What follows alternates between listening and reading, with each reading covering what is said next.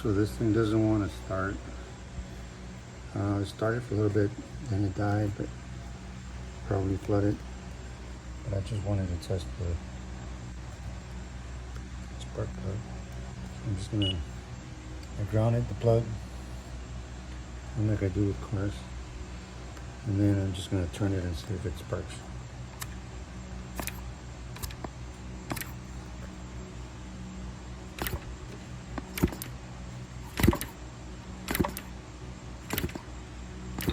That one seems like it's working. And do the same with the other one. Maybe that'll help it from being wet.